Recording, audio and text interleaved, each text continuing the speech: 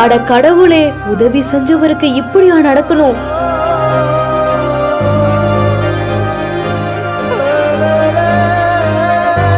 வாயில்லா ஜீவனால் பிரிந்த உயிர்.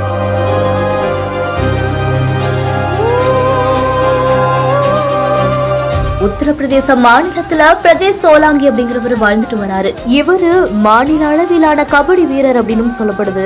இந்த நிலையிலதான் கடந்த மாதம் பிரஜேஷ் தான் வாழ்ந்துட்டு வரக்கூடிய பகுதிக்கு பக்கத்துல இருக்கக்கூடிய கால்வாயில நின்னுட்டும் இருந்திருக்காராமா.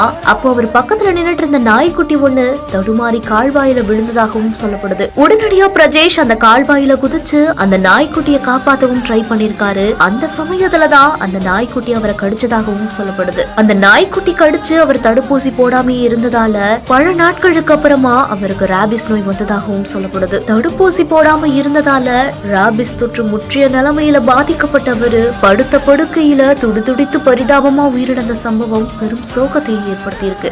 இந்த நிலையிலதான் அவர் ராபிஸ் நோயால பாதிக்கப்பட்டு வலியில துடிக்கக்கூடிய இந்த ஒரு வீடியோ சோசியல் மீடியாவில வைரலாகி பார்ப்போர கண் கலங்க வச்சிருக்கு. மேலும் எந்த ஒரு சம்பவம் அந்த பகுதியில பெரும் சோகத்தை ஏற்படுத்தி இருக்கு. இந்த செய்தி குறித்த உங்களுடைய கருத்துக்களை கீழே கமெண்ட்ஸ்ல சொல்லுங்க. மேலும் செய்திகளுக்கு நம்ம பிஹைண்ட் விட்ஸை ஃபாலோ பண்ணிக்கோங்க.